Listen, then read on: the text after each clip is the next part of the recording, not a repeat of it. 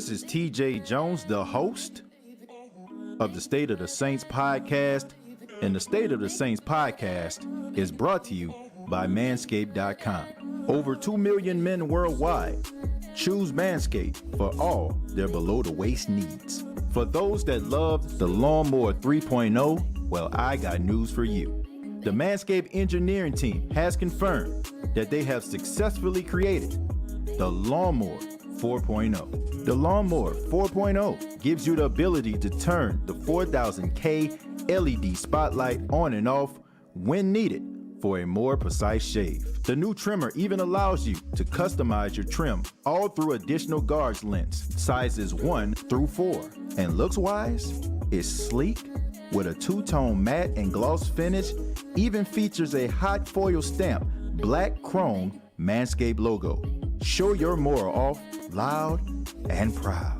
Go to manscaped.com, use the promo code State of Saints, and you will save 20% off of the Lawnmower 4.0 as well as other Manscaped items. That's manscaped.com.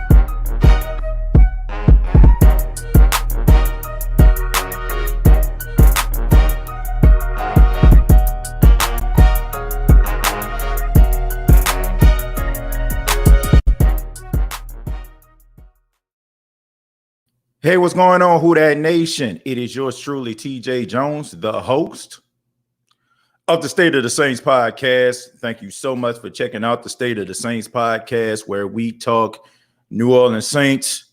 And on this edition, we're going to be talking about wide receiver N'Keal Harry, the wide receiver for the New England Patriots, who, according to sources, have asked for a trade from the New England Patriots. So I have some questions in my inbox, and some members of the Who Dat Nation wanted me to answer the question, should the New Orleans Saints consider trading for wide receiver N'Keal Harry? But before I get started, thank you all so much for filing into the chat. Thank you so much for allowing the State of the Saints podcast to be a part of your day, and I really do appreciate that. And also want to send a special shout out to everybody in the state of Florida that's affected by Elsa. I hope you all are safe right now. You know, I hope that your family is safe, and my heart and prayers go out to you and your family as well. But let's talk a little bit about N'Keal Harry. N'Keal Harry, he was drafted back in 2019 by the New England Patriots. He came out of Arizona State. He was a two-time first-team All Pac-12. He's 6'4", he's 225 pounds, and he was the first-round pick that the New England Patriots selected since back in 1996 when they drafted the late Terry Glenn. You know, N'Keal Harry is one of Bill Belichick's first wide receivers picked in the first round. You know, Bill Belichick normally doesn't go in that direction when it comes to, you know, drafted players. But N'Keal Harry, his first season back in 2019, he suffered a career, well, not a career, but a season-ending ankle injury, and he was sidelined because, you know, something that he suffered during training camp. So he missed the entire 2019 season. 2020 really didn't set the world on fire. 33 receptions, 309 yards, 2 touchdowns. And no, that was last season. I'm sorry. In 2019, he had 12 receptions for 105 yards. In 2020, he had 33 receptions for 309 yards and 2 touchdowns. So that's a total of 45 receptions and about 4 touchdowns. And, you know, a guy that's a first-round draft pick for a team, you know, teams are normally looking for a guy to come in to change the fortunes. And I said this on the last edition, that when a team selects you in the first round, they're expecting you to be that number one receiver or emerge to be that number one receiver. We seen it when it came to the Minnesota Vikings last season, right?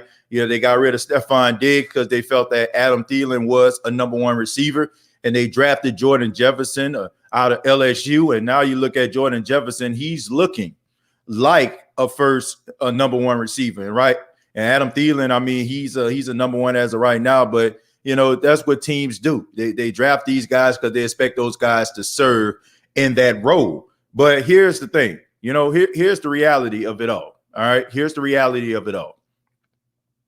N'Keal Harry is not very good. Right? I'm just being 100% real. N'Keal Harry isn't very good. There's nothing about N'Keal Harry that I see that I would feel that the Saints need to go out here and trade for him. I mean, the guy doesn't really show me that much passion on the field. He doesn't really show me that dominant receiver that I expect for him to be. And I don't feel bad about saying that because, I mean, last season, season before last, he played with Tom Brady. And you can give him, I guess, like a little bit of the benefit of the doubt because of Cam Newton. Cam Newton isn't as accurate with the football as Tom Brady is. But N'Keal Harry, to me, I feel like he was a waste of a draft pick. There's nothing about N'Keal Harry I expect for him to go on to be a number one receiver on anybody's team. He, to me, is like falling into Darius Hayward-Bay type territory to me. I don't know if y'all remember back in the day, Darius Hayward-Bay was the last draft pick by the late Al Davis for the Oakland Raiders. And people were raising their eyebrows wondering what the hell Al Davis was thinking when you had Michael Crabtree coming out of Texas Tech. And even though Michael Crabtree didn't end up being everything we expected him to be, he had a better career than Darius Hayward-Bay. All Darius Hayward-Bay was really fast. N'Keal Harry is really fast. I mean, and he's physically imposing, but at the same time, to make a trade for him, hell no. I don't know anybody's thinking about that. As a matter of fact, Bishop Bowen. Hell no. To the no, no, no. Hell to the no. I mean, honestly, man, this is just a show to, give to the Who Dat Nation, because I mean, this was like maybe the fourth or the fifth time through an inbox I heard somebody ask me this question. N'Keal Harry does not deserve to be traded for it. I mean, his agent coming out here saying he wants to be traded. I would like to see the team that is going to give the New England Patriots anything for this guy. And if they do, they probably going to give them like a 7-round pick, probably 2 packs of M&Ms, and maybe 2 tickets to the local movie theater. But that's about it, man. You ain't about to get no money for this dude. You ain't about to get no draft leverage for this dude. And anybody in the Saints and the Who Dat Nation that's thinking that this dude is going to come in and change the fortune of the New Orleans Saints, I have to say, man, I don't think it's April 20th, right? So I don't think anybody should be high around this time. You have to be out of your freaking mind. There's nobody on this Saints team that I feel like that's not better than N'Keal Harry at this stage of his career. You look at somebody like Marquez Callaway. Marquez Callaway, in my opinion, is better than N'Keal Harry. You look at somebody like Deontay Harris. Deontay Harris, in my opinion, and what he can do is better than N'Keal Harry. You look at Traquan Smith. Traquan Smith is better than N'Keal Harry. So what does anybody in their right mind, why would they honestly believe that N'Keal Harry would be better than anything the New Orleans Saints have? Besides the fact that he played for the Patriots. And we always looking to try to find somebody that has some type of name. I keep telling members of the Who Dat Nation, stop falling in love with names. Why do we keep falling in love with names? Why do we love names so much? Why do we feel like we have to be validated by names? Just because a guy is not a big name receiver, just because a guy doesn't come in with cachet and coming from a big name university and come with a lot of fanfare, does not mean he can't contribute to a football team. We do this every single year. Should we get this dude? Any guy that get cut, get released, get traded, we looking at this guy, man, you think we need to get him? And we put up our guys against these guys. And there's nobody on this Saints team that I would trade for N'Keal Harry. I'm telling you, man, maybe a box of Melamars, maybe two proofs of purchase from a cereal box, but I know ain't nobody seriously considering trading anything that the Saints have for N'Keal Harry. This dude has been playing for 3 years. 32nd pick overall in the first round of the 2019 NFL draft, and he only had 45 receptions and 4 touchdowns. I don't need to tell y'all, ladies and gentlemen, that's not very good. If we want to look at somebody that is not living up to expectations, look no further than N'Keal Harry. We up here talking about, man, what about Traquan? Man, Traquan has had a better career than N'Keal Harry. I mean, come on, man. Now, come on, don't knock my boy like that now. There's nothing on this New Orleans Saints wide.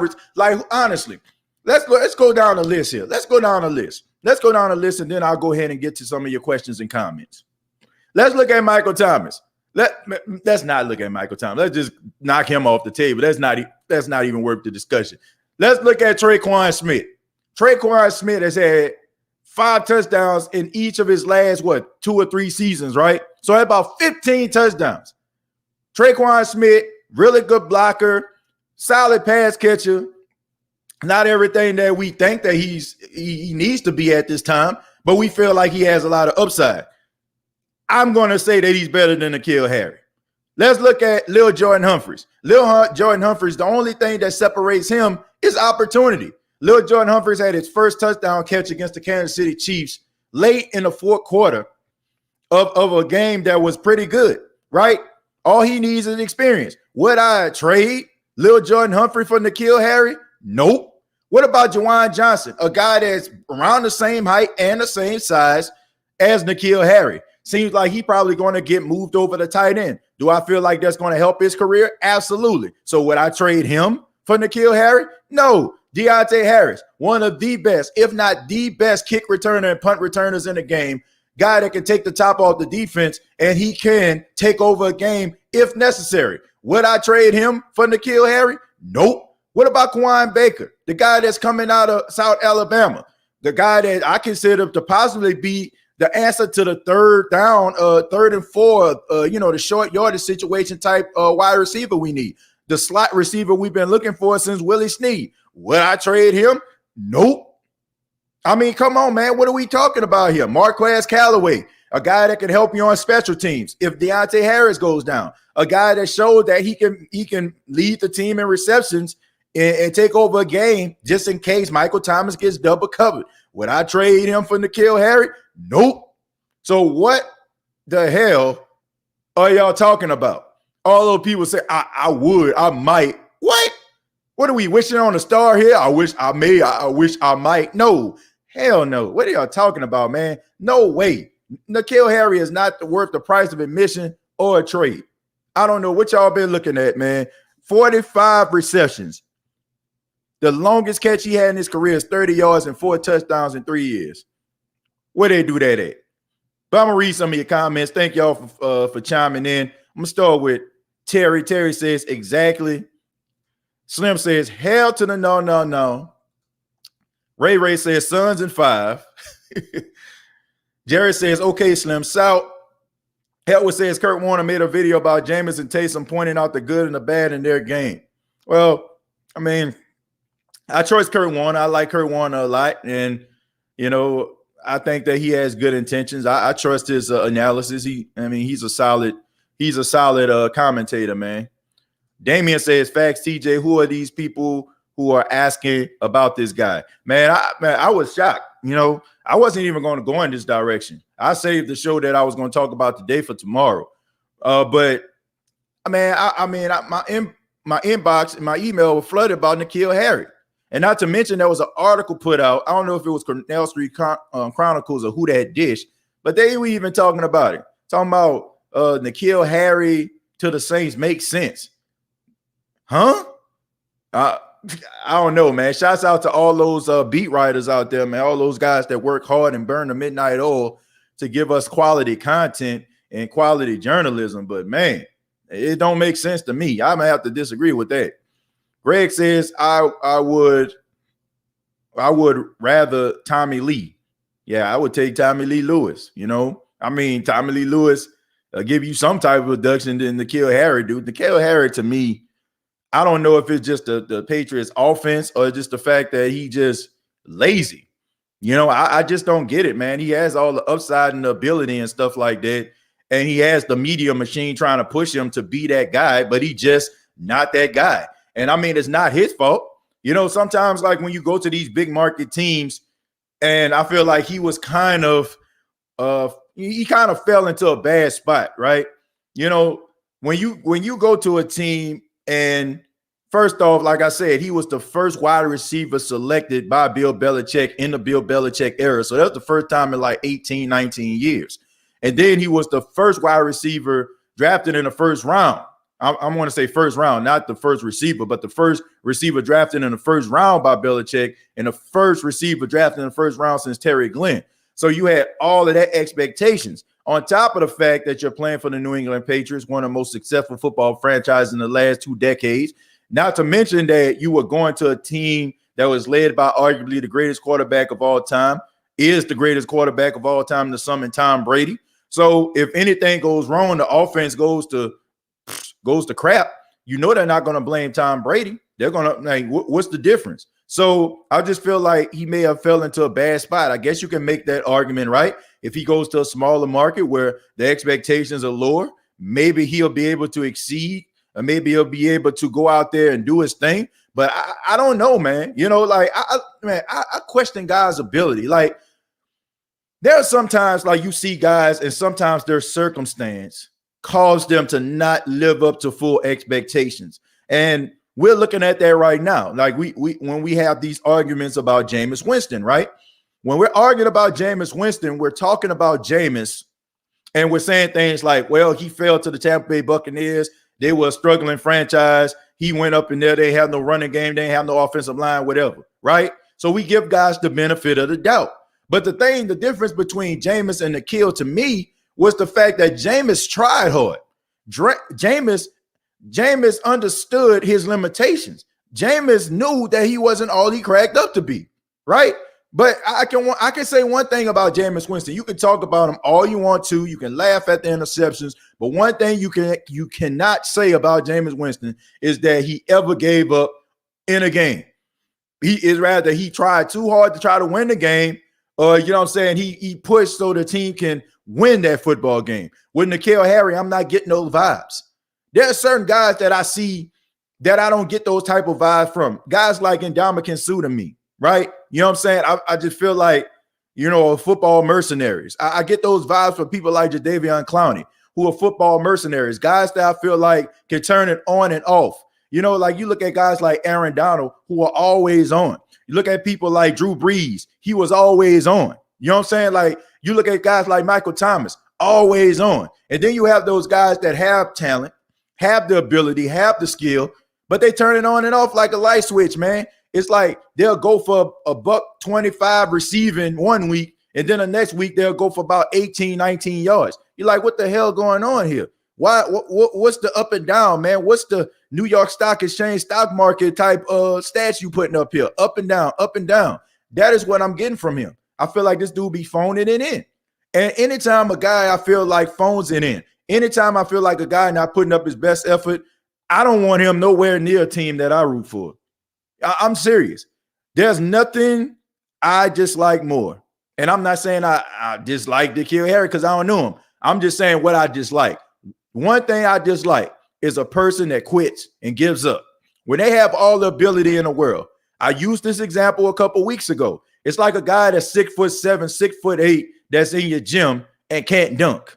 You know what I'm saying? That's just like that is to me. A guy that's 6'7", 6'8", and can't shoot or play basketball. You get angry at looking at that. Now, we can say, oh, man, you know, everybody that's 6'6", 6'7", don't mean they can play basketball. But at the same time, if you're in there playing basketball with them and you possess certain type of skills, but you're not tall, you get angry looking at that person, right? You're like, man, I wish I did have your height. I wouldn't be up in here playing. A lot of these guys have these skills and these abilities and this upside, and they don't use it to their advantage. And that nation ticks me off. And that definitely makes me not want to root for a guy like that. In order for N'Keal Harry to get my support, I mean, who am I, right? But in order for him to get my support for any type of trade or being signed by the Saints, he got to show me something. I watched N'Keal Harry quite a bit playing some games, and I got to tell you, man, I mean, David Copperfield, David Blaine, and Chris Angel got something in common with N'Keal Harry. They all disappear. All right. I'm telling you, they all disappear. It's amazing to me. You know, the way that guy just disappears at football games. TJ, tell us how you really feel. I'm just being serious. I'm being serious, Pammy. Like, I'm not impressed. I don't understand. Like, what has I hope first off, I hope anybody that said the Saints may need to consider N'Keal Harry, I hope to God in heaven that you aren't one of those people that's talking about Taysom need to start over James, because this would be the biggest hypocrisy ever. This would be the biggest hypocrisy ever. Because how on one hand can you say that, well, N'Keal Harry, all you have to do is go to a team that, you know, that cater to his strengths, huh? But then turn around and say something like, well, Jameis ain't the answer. Well, how do you know?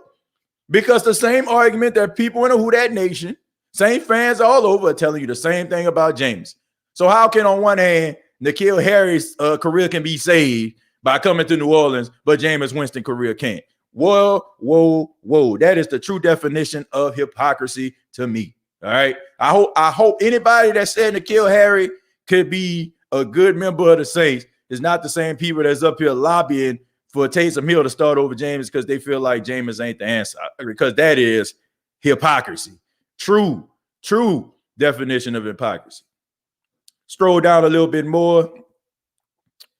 Let's go to Be Kind. Be Kind, thank you very much for $5. Says, thanks for speaking out. Great show. Smash that like button. Yeah, I agree, man. If y'all are loving the show, if y'all liking the content, please hit the like button. Trying to grow the show, trying to grow, and get other people to know about the show. And if you can't donate and stuff like that, I would just appreciate if you hit the like button so we can, fall into that algorithm so other people can actually, learn about the State of the Saints podcast.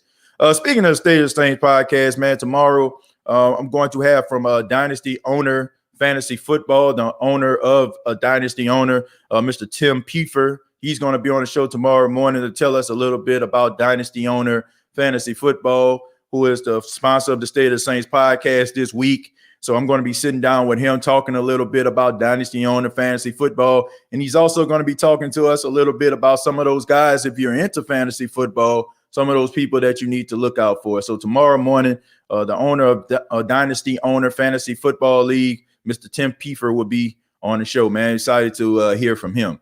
But let's go start with Slim South here. Hold on, let me scroll down. I'm sorry. Slim South says, our wide receivers will step up now. That's the playbook will open up by being able to stretch the field. I agree, man. I think we're going to see wide receivers doing things that we probably aren't used to them doing over the past couple of years, because now you have a quarterback that can stretch the field. Excited for Quan Baker and the receiver corps we have. Me too. I am too. Oh, yeah. He. Elite goods. If you want to win, give Booby a spin. All the Saints receivers should be good. I agree. Man, look, if we had something to worry about, I don't think that Sean Payton would be waiting this long to try to sign a wide receiver. I think he's happy with what he have. Gabriel says, every day I'm waiting to watch your videos. I love Saints here in Brazil. Have a lack of NFL fans, but I love this team. Gabrielle, thank you so much. Watching all the way in Brazil. I appreciate that. Thank you so much. That boy Purge said, play hell to the no. I think I already played that. The front office says they are happy with our wide receiver core, and that's good enough for me. Colorado says, what up, TJ? How was your day? It's been pretty slow and steady, man. I've been in the house. It's been raining here in South Carolina. Earlier this morning, we had a tornado warning, and we still have a tropical storm warning in effect till about 7 o'clock Eastern Standard Time here in Myrtle Beach. So, man, I've been kind of low key because of the weather. I couldn't make it out there to the radio station today.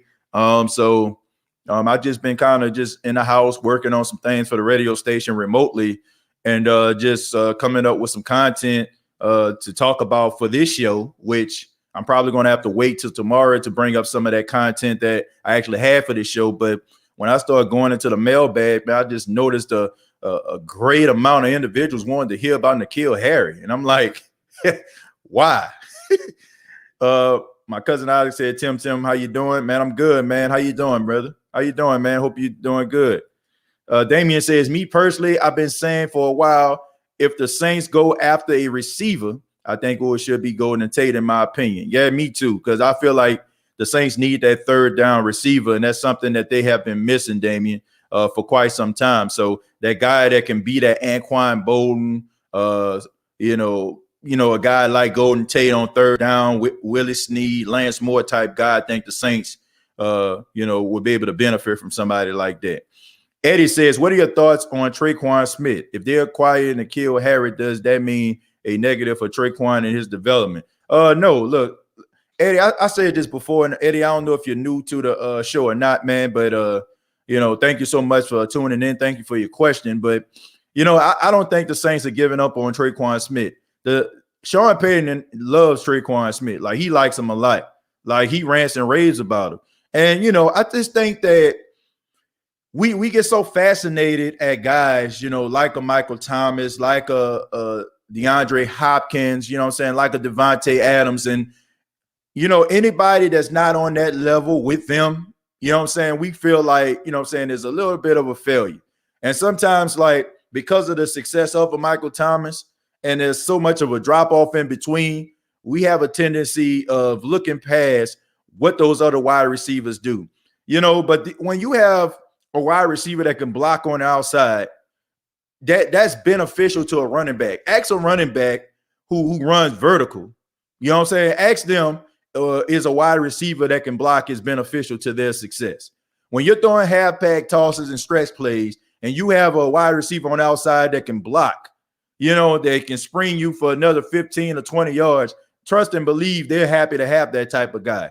Not to mention, like Traquan Smith is a guy, he makes some tough catches, man. I know y'all remember when he caught that pass, and I think Casey hit him and knocked his helmet off. He still caught the ball. There was a play against the Philadelphia Eagles a couple years ago. Drew Brees fitted in there. He took a hit right to the chest, and he still caught the touchdown.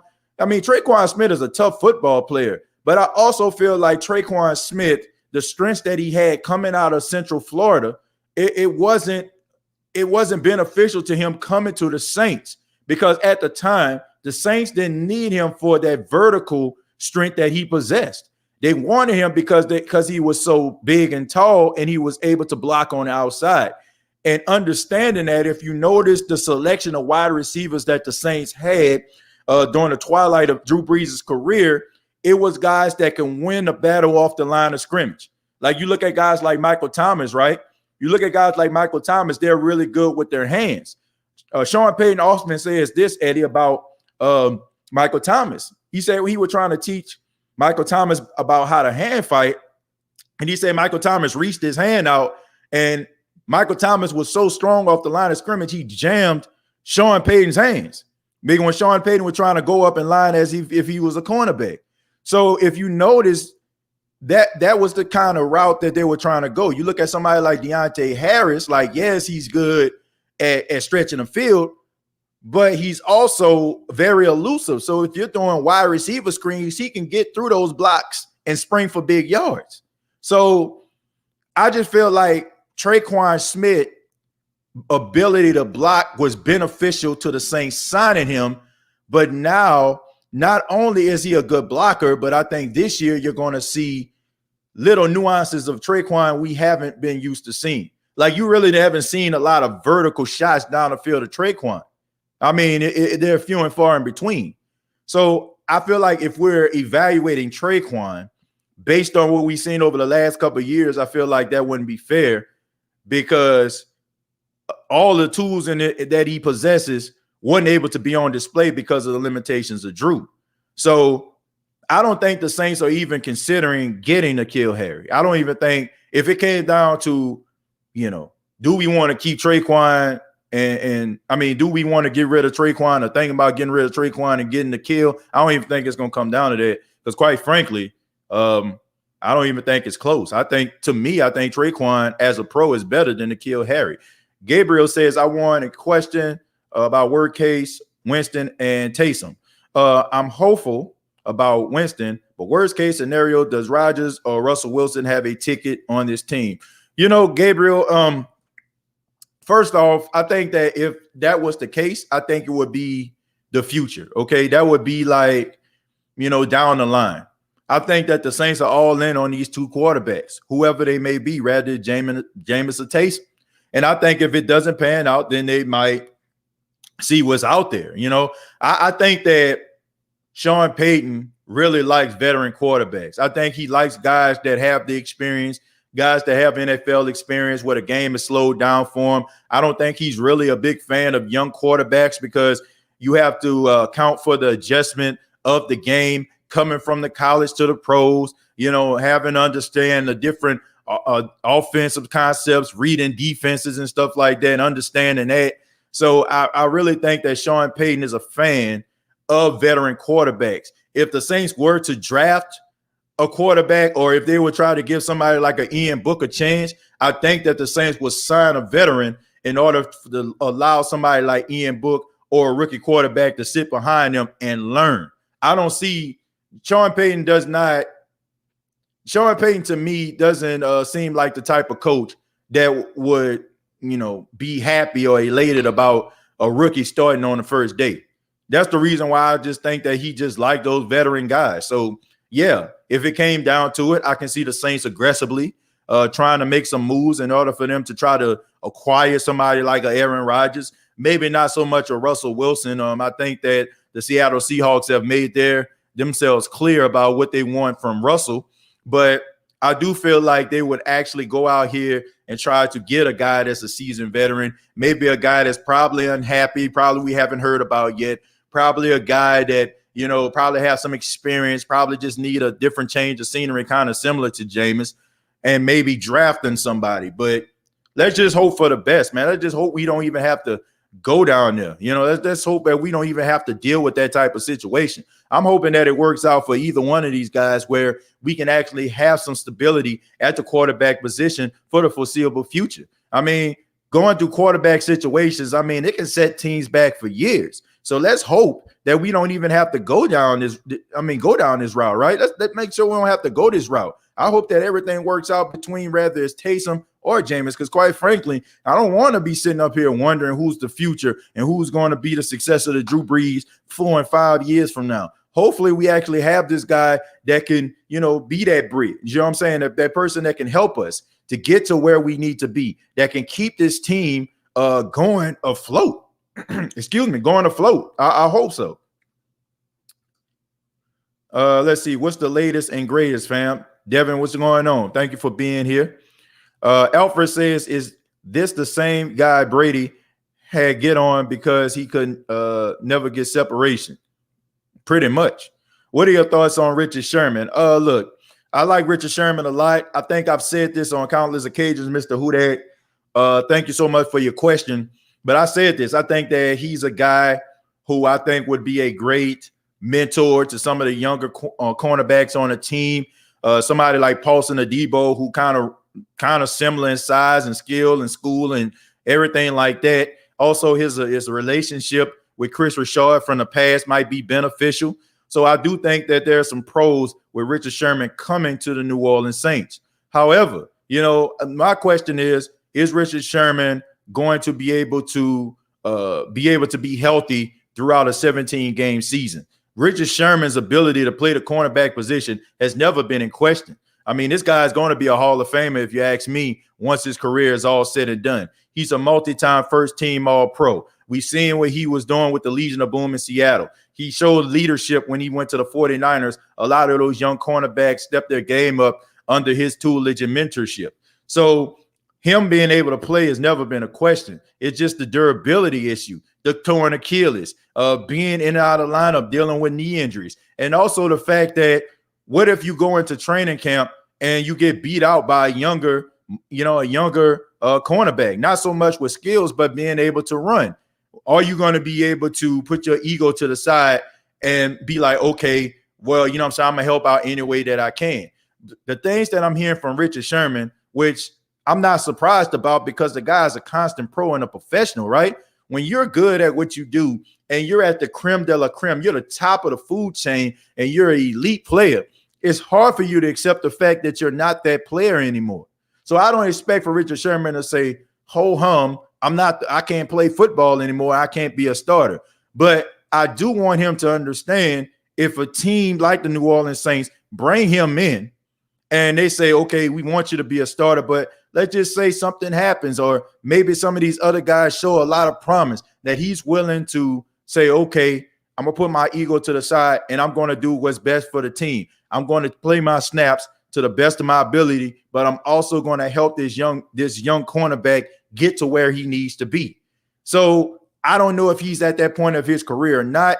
I don't know if he's going to wait around, maybe wait for training camp. Something happens. I'm knocking on wood because I don't want to see any NFL player get hurt, but maybe he's sitting around waiting for a cornerback or something like that in training camp, maybe to go down so he won't be at the mercy of some of these GMs and these front offices and being like, okay, this is what we can offer you, because that's what guys are doing right now. That's what these veterans are doing. They're waiting for situations to present themselves so they can name their price because they don't want to be at the mercy of these teams. And I understand that, right? If anybody has been in business or have done negotiations, you want leverage. You want a contract. You want a deal that benefits you.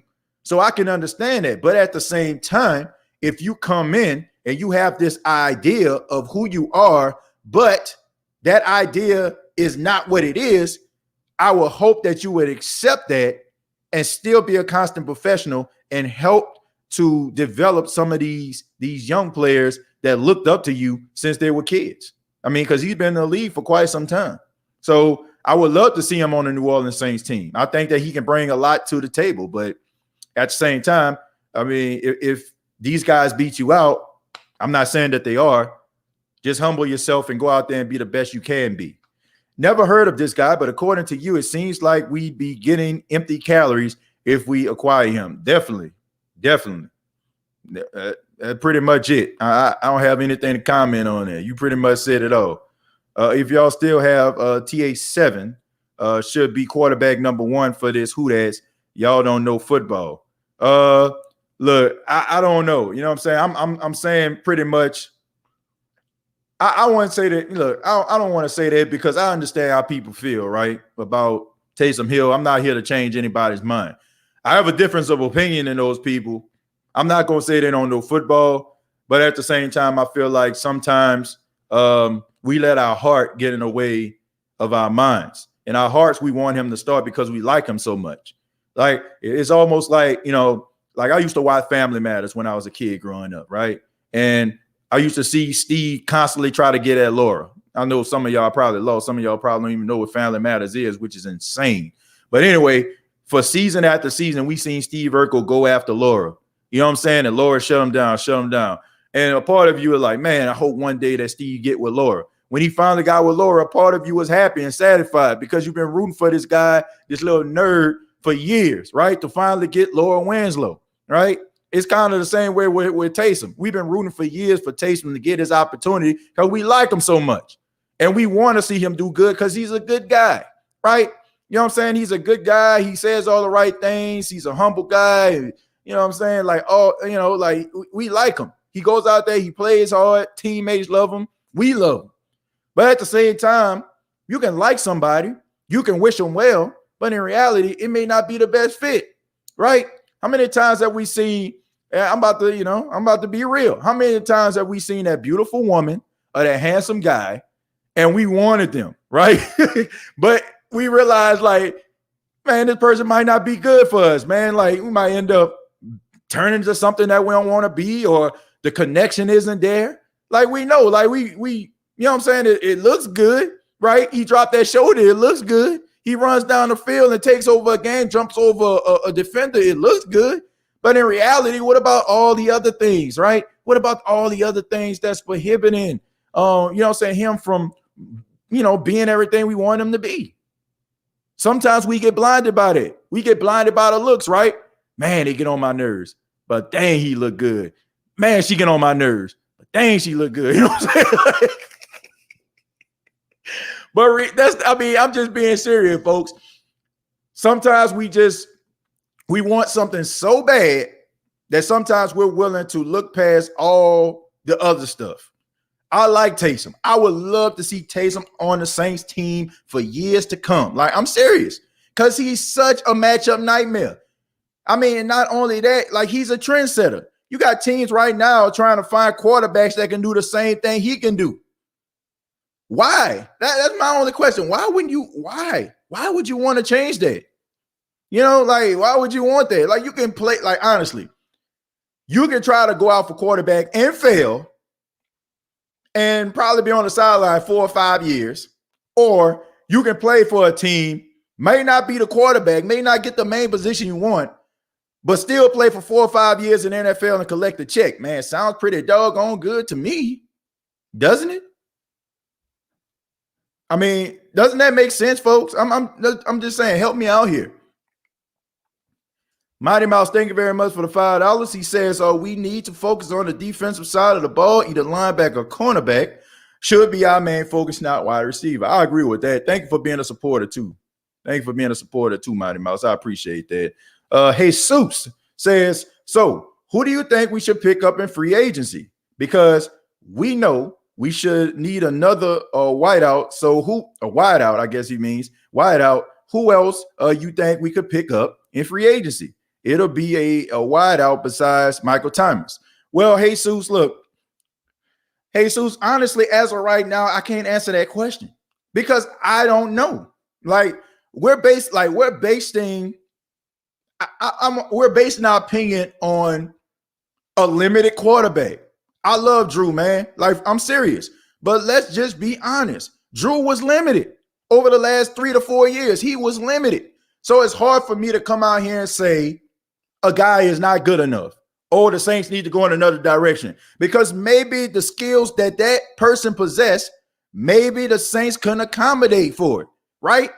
How many times have we seen Drew Brees run to the sidelines because the Saints need to throw the ball past 20 yards? How many times have we seen Taysom take the field and throw the ball down the field to Deontay or Traquan? How many times have we seen this? Did we not see Jameis Winston throw the ball to Traquan Smith? I mean, we have to think about this. We can't just think in our heart of hearts and our mind of minds that, that's just a trick play. There's nothing trick about a play when a pass goes down 20 yards. You know what I'm saying? That's not a trick play. If the quarterback is behind center, he takes a 7-step drop or a 5 or a 7-step drop and throws the ball down the field. That's not a trick play. It's not. That, you know what I'm saying? We have to come to grips and understand. And it's not a shot at Drew. Drew said it himself. That's why I don't feel bad about saying this. And this is why I don't feel like people should be trying to get at me and saying, man, you don't like Drew. You ain't never liked Drew. I don't see why people want to get on me about that because Drew said it himself. Drew said he didn't have all the tools in the toolbox. This came out of the mouth of number 9, Drew Brees. So for us to sit up here and say, we need another wide receiver, how do we know? How do we know?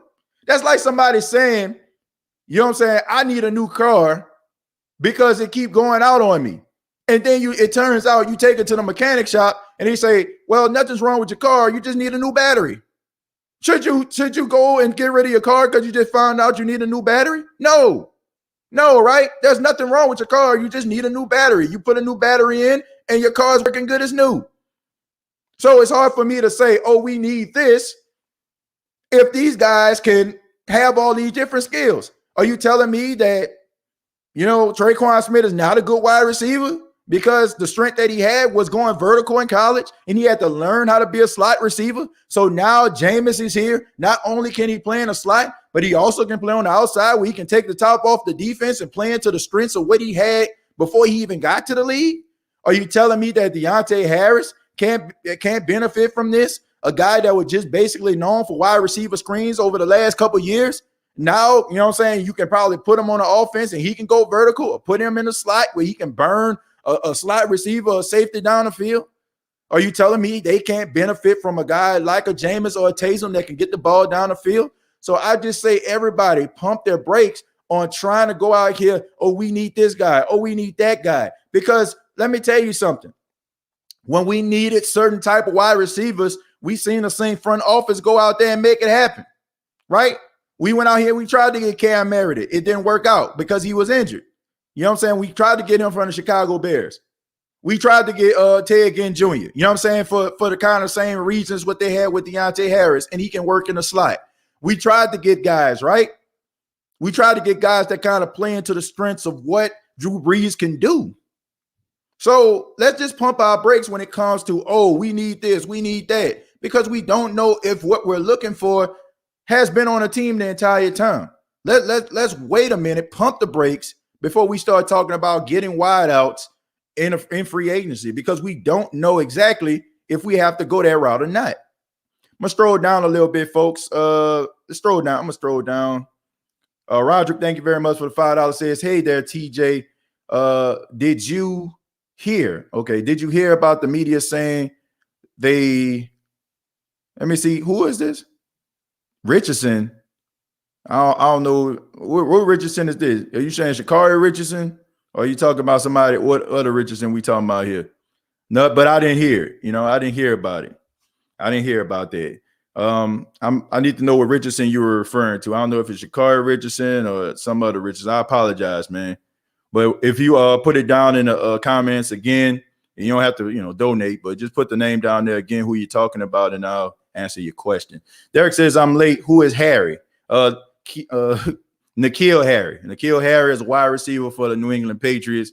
And the fact that you just asked who is Harry says everything we need to know. Reginald says Sherman playing hardball. I mean, can you blame him though, Reginald? I mean, this is a business at the end of the day. So I don't knock him for making business decisions. I don't knock him for that at all.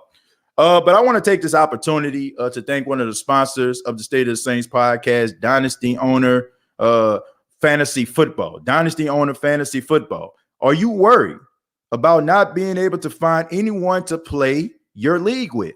Well, don't worry, because Dynasty Owner can help you fill your league with fantasy football enthusiasts like yourself. So you won't have to worry about finding other players. You can choose to start your own league, join a league that needs to be filled, or you can purchase a team from a previous owner if you like to take that team to the championship. If you are finally serious about joining a big league, go to dynastyowner.com and start your dynasty today. Once again, that's dynastyowner.com. So thank you to Dynasty Owner and also the official sponsor of the State of Saints podcast, Manscaped. Manscaped.com. Go to manscaped.com and use the promo code State of Saints, and you can save 20% off of your purchase. There's also free international shipping. So thank you to everybody that has purchased Manscaped items. I really do appreciate that. Once again, use the promo code State of Saints, all lowercase letters, all one word, and you will save 20% off. Now let's get back to the comments. Damien says, by the way, TJ, today is my birthday. Just joined the 40 club, but I'm looking good. Damien, happy birthday to you, brother. Appreciate all the love, support you show here on the State of Saints podcast. And I hope you have many more birthdays, my friend. Thank you for being here on your birthday, and hopefully your birthday has been going well. Tyree says Harry would open up space for Michael Thomas. You must be talking about if you're talking about space, you must talk about him moving some stuff out Michael Thomas' living room, because I know you ain't talking about on the football field. That's the only way he can make space for him. If Michael Thomas calls N'Keal Harry open and says, N'Keal, hey man, you doing anything today? And N'Keal Harry says, nah. Well, he's like, man, I need to move my couch. You think you can move my couch and move my TV to the other room? I need some space. That's the only way N'Keal Harry can make space for Michael Thomas. Sam says Taysom Hill is one of my favorites. I like him as a slash, but I'm not scared if he has to play under center. Well, Sam, thank you very much for being a supporter, man. And I understand that, man. If it doesn't scare you, I'm not going to knock that. If Taysom comes into the game, I think the Saints can win some games.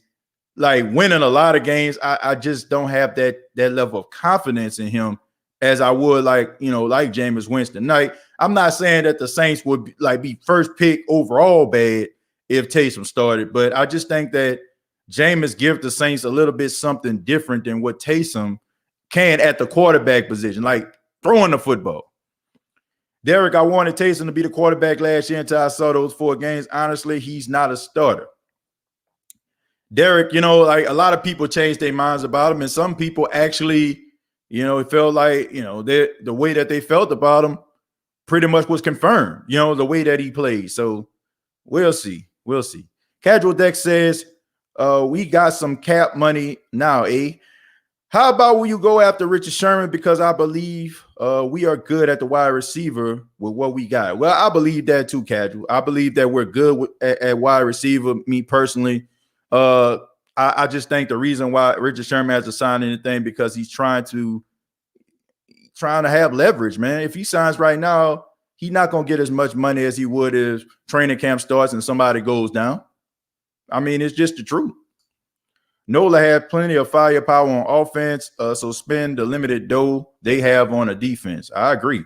Alpha Sports says Michael Thomas was always open. The main issue was Drew couldn't throw deep enough to the other wide receivers. I agree with that. I agree with it. Good point, Alpha Sports. Trust me, you don't want N'Keal Harry. He junk. It's coming from a Patriots fan. Miguel says, who that TJ? What's going on, Miguel? Eddie says, here's a question. What happened once our head coach leaves and a couple years left? And what you think about our team will be like once he's gone? Well, Eddie, that's down the line. I mean, Sean Payton on his contract still has like 3 more years. And me personally, I really don't see Sean Payton leaving the New Orleans Saints, for the exception of the Saints just completely like just going to the toilet. That's when I feel like he'll leave. I just feel like the position that Sean Payton is in, the organization, they give him so much leeway. They don't be in his way. They don't try to disrupt what he does as a coach, or the move that he and Mickey Loomis try to make when it comes to making the decisions to bring in personnel and bringing players in. Like the Saints organization don't get involved. And as a coach, I mean, when you have a culture like that, that's kind of hard for you to leave. So I know we're talking about, him re-signing and all that kind of stuff, but I don't know. I think that Sean Payton loves being a coach of the New Orleans Saints. If he didn't, he would have left. And I want you to keep this in mind.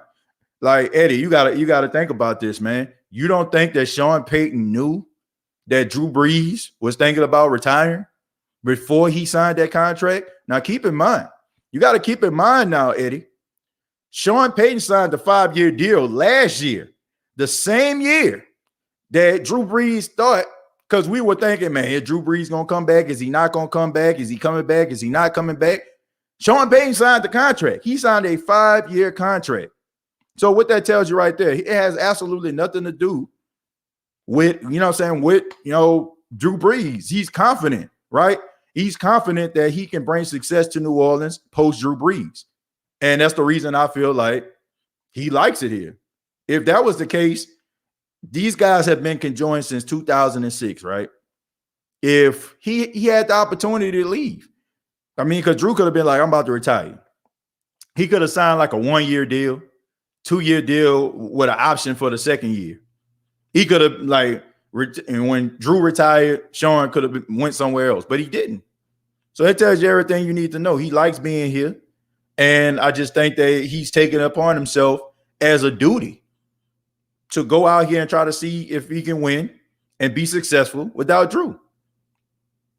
So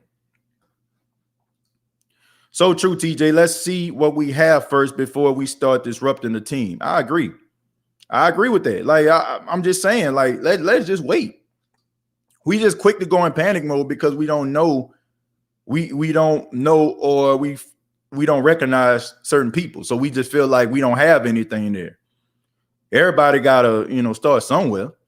I think the Saints offense might be the dark horse this year. I think Winston will fit into that offense nicely. Yeah, but at the same time, while we're thinking and making assumptions, I think that the Saints need to put the emphasis on defense. You got to put the emphasis on defense because that you still have a new quarterback under center, and you're going to need that defense to play lights out until the offense actually develops some level of chemistry. Hi, TJ, the host. I'm thinking without a doubt we need an experienced cornerback. I agree with that, Freddie. I think that the Saints have a young cornerback room right now. I think they need some veteran leadership in there. Trey Richardson. Trey Richardson. Okay. You talking about Trey Hendrickson? Are you talking about Trey Hendrickson? Okay. We're talking about Trey Hendrickson here. Okay, yeah, Trey Hendrickson. I'm like, Trey Richardson to Trent Richardson? Nah, but Trey Hendrickson. No, I don't think Trey Hendrickson is overrated. I don't. I thought he was pretty good the last couple of years. The only thing was he was dealing with injuries. Over the last couple of years, starting out, Trey Hendrickson was leading the team in sacks. I think in 2019, he started off the gate. He had 4 sacks in like 3 weeks, right? and he was leading the team in sacks before he went down, had an injury, and he missed a couple weeks.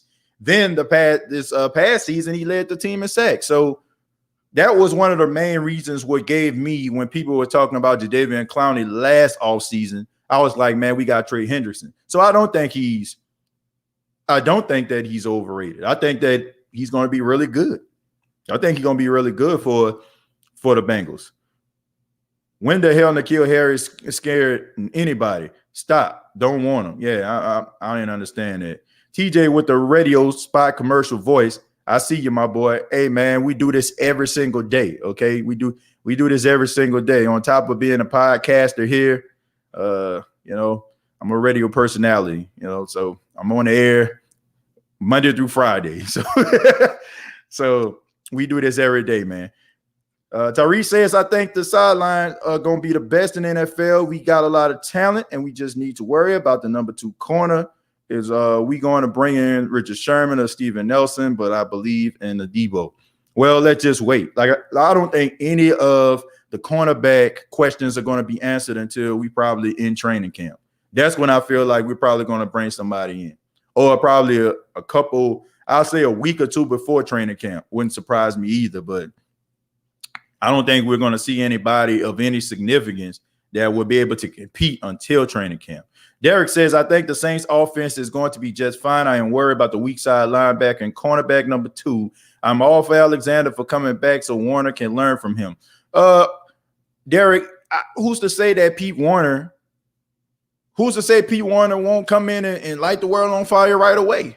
Like, we don't know that for sure. There's every year they have that one guy that always comes in, always makes an impact that nobody expects to make that type of impact. People that, we probably never even really heard of. Pete Warner is a guy that has a lot of experience at Ohio State. He's a guy that's a leader. He's a guy that understands defenses. He's a guy that is fast. He's a guy that, to me, is a sure tackler. So he has a lot of traits that I think we as Saint fans need to be proud of. The only issue that we have in a Who Dat Nation sometimes, if we feel like a guy is a rookie, so we don't feel like we can count on that guy to come in and ball out. But I just feel like if you look at our team over the last couple of years, you've seen some young players come in as rookies and make impact. People like CJ Gardner-Johnson over the last couple of years, right?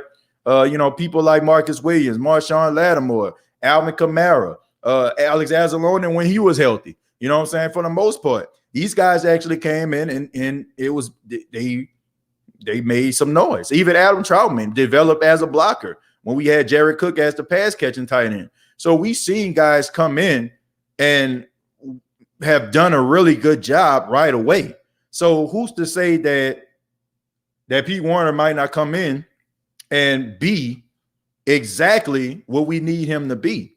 I think sometimes when guys are, stay in college a little bit longer, not only do, they develop leadership traits because, if they're on a football team 3 or 4 years, of course, they're probably most likely to become a captain. But you look at this guy starting on special teams, working his way up to the linebacker room, becoming a captain of the team on the defensive side of the ball. I have a respect for guys that start off in the mailroom, make their way to the executive floor, because I know the trials and tribulations that they had to go through year after year. Guys coming in, you're going to Ohio State. This is a powerhouse here. So they're getting like some of the best talent in the nation coming to the school, and you have to compete and work your way up every single year in order for you to even hit the field. So it's just something about Pete Warner to me that tells me that he's probably going to be, out of all of these rookies, going to be the one that probably be the one that we all be really happy about this season more so than others. Not to say that we're not going to be excited about some of these other guys coming in doing something, but I just have a special feeling about him. I have a special feeling. Reginald says, you cold, TJ. Alpha Sports says, if the GOAT Tom Brady didn't go after him, why should the Saints? Good question. Happy birthday, Damien. Giving a shout out to Damien.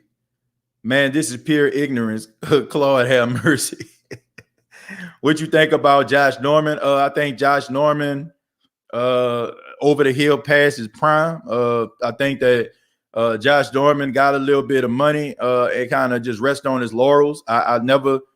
Josh Norman never developed past what he was in Carolina.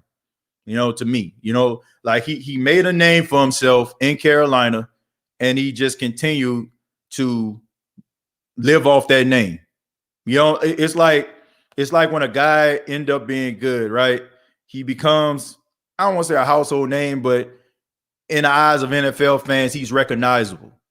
And then all of a sudden, like when he walks into a room or your team is considered getting that guy, all of a sudden you're like, ooh. But what has that guy really done over the last couple of years besides be named Josh Norman? What has this guy actually done over the last couple of years? And I'm going back besides being named Champ Bailey. What has they done besides the fact being named Adrian Peterson? No disrespect to those guys. Really good when they were in their prime, but a lot of these guys living off their name. And Josh Norman over the last 3 to 4 years, that's what he's been doing. I mean, he's been getting stiff-armed by Derrick Henry. He's been getting smoked by Michael Thomas. He's been getting burnt by Odell Beckham Jr. I mean, come on, man. Like, let's just be serious about this. All he has been doing is running his mouth and getting embarrassed on a football field. He has not been what we wanted him to be. You know what I'm saying? And a part of me is glad that the Saints dodged the bullet, because I remember when the front office actually went to Drew Brees a couple of years ago, and they were thinking about making some moves in order to make a trade for Josh Norman when he was unhappy. So makes me think that the Saints actually dodged the bullet. No, like Josh Norman was really good when he was in his prime, but he's not the same. He's not the same Josh Norman when he was in Carolina. I mean, that's just my humble opinion. Roderick says it was a news article saying Hendrickson is overrated since signing with Cincinnati. They said he was underrated with the Saints, but with the big payday, Cincinnati fans already doubting.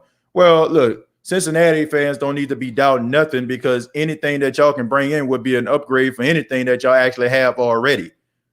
Oops. Sorry. Well, not sorry. It's reality. It's reality, man. The Cincinnati Bengals for the last couple of years have sucked. Their head coach, Zach Smith, is not very good at head coaching. This dude is not very good. Don't know how he sustained the job. Don't know what the heck they're going to do when it comes to, what in that regard. I don't think that they're going to be any, I don't think any Cincinnati fan need to have a problem with anything, because they're not very good. So if you can go out here and you can get somebody like Trey Hendrickson, why not? Honestly, who the hell are the Cincinnati Bengals to be complaining about anything? Like, seriously, man. In reality, you have like one of the worst front offices in all of football. One of the most stingiest, most stubborn franchise owners in the history are the Brown family. You guys refuse to trade guys when they want to leave. You want to keep these guys around. Clearly, these guys aren't happy. These guys have to basically retire in order to get off your books. And you constantly just think that guys just constantly think that you all,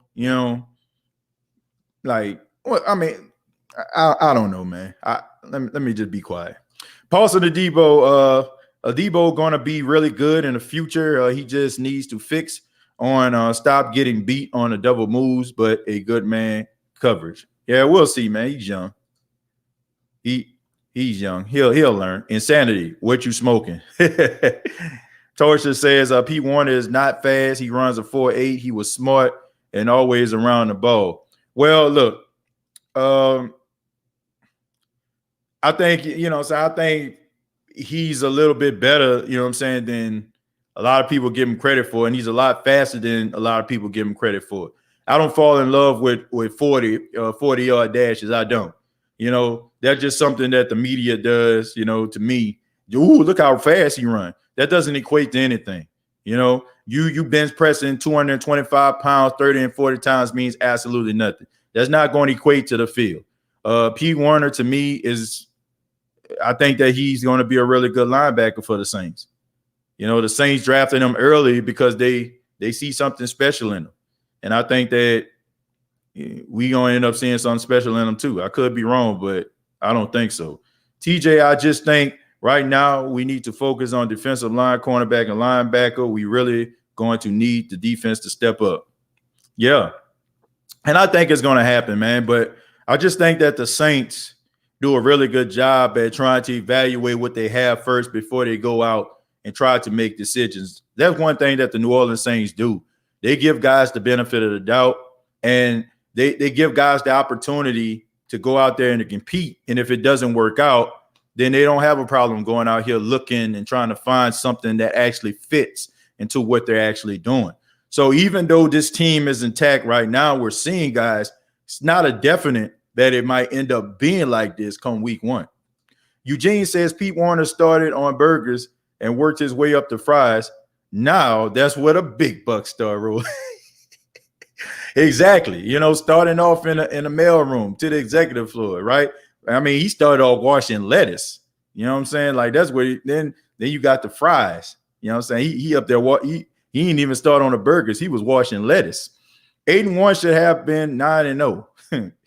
Yeah, pretty much. The Eagles, they got lucky that day. Pete Warner ran a 4.6. I'm not really, like I said, I'm not really big on 40-yard dashes. I don't think that really tells a whole story about how a guy's career is going to end up. According to the Saints ESPN analyst, every player drafted in 2007 was a bad move. Exactly, man. You don't know what these guys are going to be until they go out there and play, and then you can make that type of decision. I want to see Lil Jordan Humphrey flourish this season. Well, I don't know how much playing time Lil Jordan is going to get. I do feel like he's a little bit on the bubble. He's going to have a good training camp, man, in order for him to make the team. I mean, he's been kind of, on practice squad, then activated to the main roster. Like this is your year, man. You got to do something. Thanks, Pammy. I'm on the state of the game.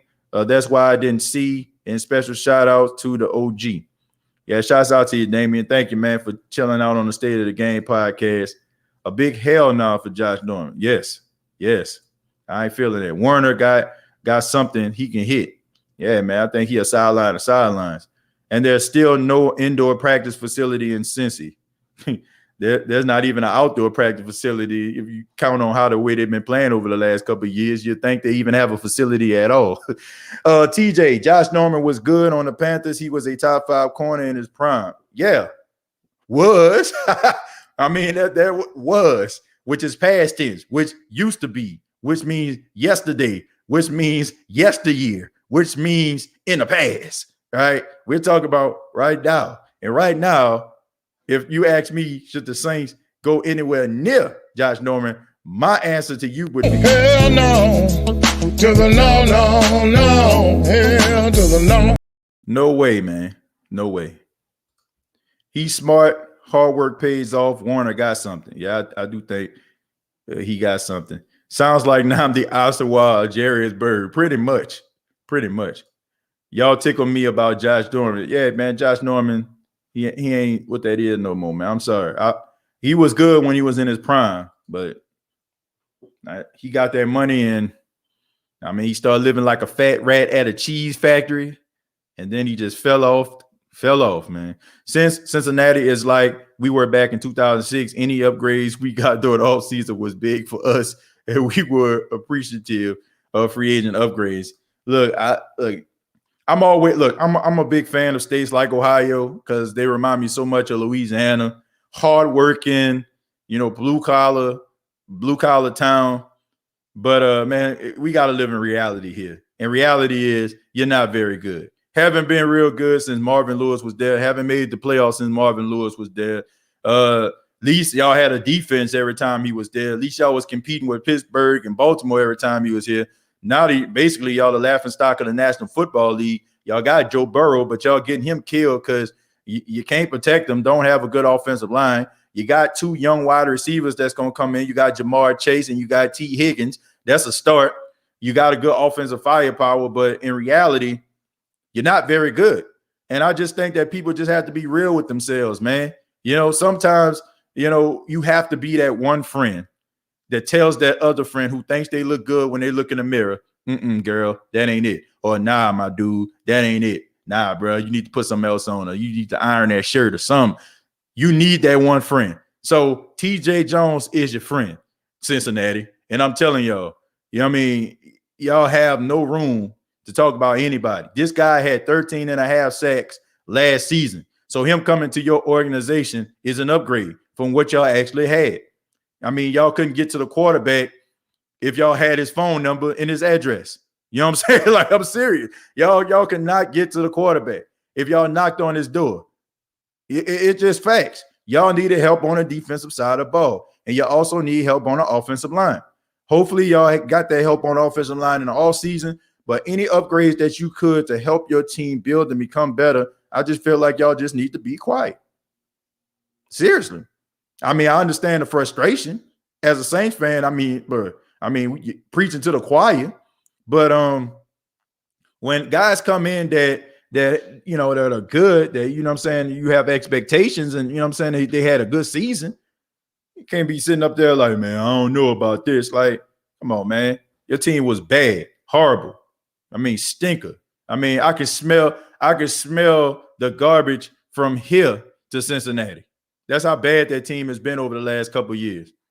I root for Cincinnati. I mean, I'm serious, man. I root for them, man, because I'm always rooting for the underdog. I always like when teams like that struggle, they rise up the ranks and become better. But, man, you got to be real with yourself. Like, seriously, man, y'all were not very good. Y'all not very good right now. So who are y'all to talk about any upgrades y'all bring in? I wonder with the Delta variant out and about now how the NFL would take precautions to protect players. I guess you mean with the Delta variants is out, and about how the NFL would take precautions to protect players. I'm not sure, man. I'm not too sure about that. Not sure what the NFL has up their sleeve. I don't know, man. I guess they're giving these guys the option to do that.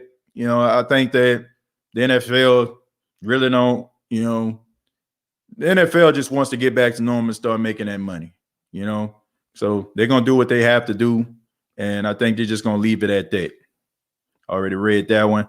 Absolutely. Hell to the no. We need Quan, Tate, and Sherman or a decent DB. he said, and Sherman or a decent DB. What are you saying? Sherman ain't decent? I'm just kidding, man. I know what you meant. Not after Norman got that Derrick Henry treatment. Well, look, a stiff arm is not a deal breaker for me. It just adds on to the collage of things that I've seen that tells me that he fell off a cliff. Okay, that it's just a collage of things that I've seen. Like it's just the icing on the cake to me. That's not the deal breaker. If like guys get stiff arm, guys get ran over all the time, right? That's not a deal breaker for me. It's not. But when I'm seeing you falling off on top of getting stiff arm, when I'm seeing you falling off on top of getting burnt, yeah, it's a deal breaker for me. Trevor says, "What up, TJ? Just getting off, relaxing, watching your podcast. Who that? What's going on, Trevor? Appreciate you for being here." Derek says, "Yeah, that stiff arm ruined his career. Now his career was ruined before the stiff arm." Our D lines are 6'7", 6'6", 6'5". We got some tall, some D line like Peyton Turner, Marcus Davenport, Cam Jordan, Carl Granderson, Tano Passigno, and David Alumata 6'4". So I feel bad for every quarterback. Well, if we're playing basketball, or you know what I'm saying, maybe we'll have some here. But size ain't meaning nothing here. You know what I'm saying? Like, can they get to the quarterback? Yeah, they tall and all that kind of stuff, man. But can they get to the quarterback? Hopefully they can. Shh, be quiet. Tonight is the night we ride. 30 camera boy Hummer with inside. G code, live by, die by. I don't know what that Juvenile reference was, besides the fact talking about vax that thing up. I don't know if y'all seen that. Juvenile made a remake for Back That Thing Up, trying to get people to get vaccinated, saying vax that thing up. I don't know if y'all seen it, but it's available on the State of the Saints Facebook page. Hey, TJ, what's the status on Marshawn Lattimore's suspension status? Will you get suspended? Still not sure about that, Graylin. Not sure if he's going to get suspended or not. Pretty sure we'll learn as the season gets closer. Yeah, that's true, Saints, Pales lady, but Michael Thomas was limited last year. Emmanuel Sanders stepped up in the perfect. He's good. Yeah, I think Michael Thomas is going to be fine. Emmanuel Sanders did do a good job last year, so I ain't got no problem with that. You think we are going to re-sign Quan now that we got some more cap space? Well, we might. Depends on what he's asking for. Depends on what he feels. He feel he needs to get, and does it match up with the Saints?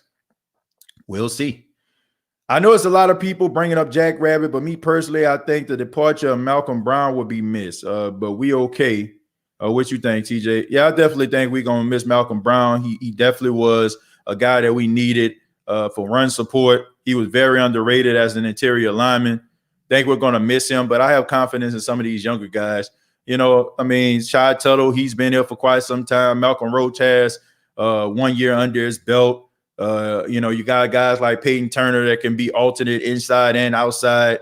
And also you have David Onyemata, who has really stepped up, being one of the top interior linemen, not only in the NFC South, but in the NFC, but in NFL as a whole. So they got some talent right there. Brandon says, TJ, do you think that Mike T will have a better season than his record-breaking season now that he has a young quarterback with a cannon? Brandon, yes, I do think that Michael Thomas will go back to being that elite receiver that he is. I don't think that he just needs 100 and some odd catches in order for him to validate himself. It's good to have all those catches. It's good to have that 80% catch rate, but it's even better for you to get those yardage and stuff, those yards and stuff like that.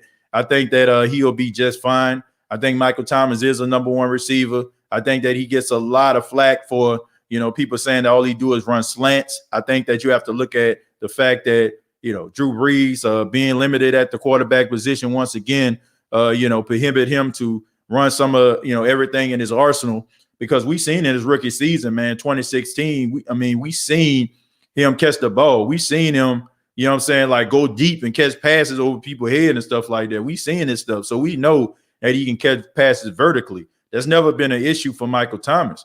Fact is, he just kind of fell into that role and became that receiver that Drew Brees needed him to be. So, yes, I do think that he's going to have a very productive season. I don't know if he's going to lead the league in receiving yards or receptions, but I do think he's going to have a solid season. I like me some Jack Rabbit Jenkins. He was good. PJ Williams, P. Rob couldn't hold his jock strap.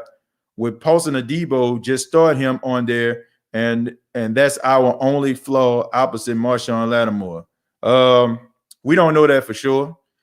These other guys, look, Patrick Robinson, PJ Williams, they're good slot guys, right? We don't want them on the outside, nowhere near the outside. Please don't touch the outside. But on the inside, these guys can make tackles and they can guard these tight ends and these slot receivers. So I don't have a problem with that. I don't. But we do need some, I would start Paulson Adebo on the outside. Maybe he'll go through some growing pains, maybe not, but we never know until we put him out there. And he got to be baptized by fire, as they say. Christopher says, Saints, Pale, Lady, Buffalo going to have a good squad. Saints, Pale, and Buffalo going to have a good squad too. Come to Charlotte week 2, Reginald. Let's see. ICP, you smoking. What did ICP actually say? Let me scroll back up. ICP's Carolina speaking NFC South this year. Just watch. I don't know about all that. I think that Carolina going to be better than last year. I'll give them that. But spank the NFC South, I don't know about all that. I think they're going to be better, but I don't think they're going to spank the NFC South. I don't think that at all. I'm not going to say they're going to be god awful. I don't think they're going to be the worst team in NFC South, but I do feel like they're going to be formidable. I don't think they're going to win a division. They're going to win some games, though. But I want to say thank you all for checking out the State of the Saints podcast. Thank you so much for those that made comments, those that asked questions. I really do appreciate it. Thanks to those that donated. Please, if before you go ahead and hit that like button if you have not already. Let everybody know how much you enjoyed the State of the Saints podcast. And if you did, go ahead and hit that subscribe button if you haven't already as well. Subscribe to the State of the Saints podcast here on YouTube. Also, follow on Facebook, facebook.com. Search the State of the Saints podcast.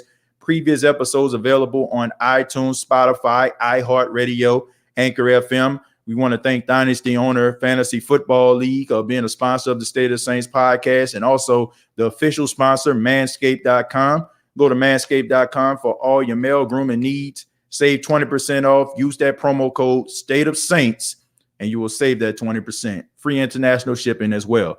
You all take care. Have a great day. All those in Florida, be careful out there. Hope everybody's doing fine out there. And like always, all I got to say is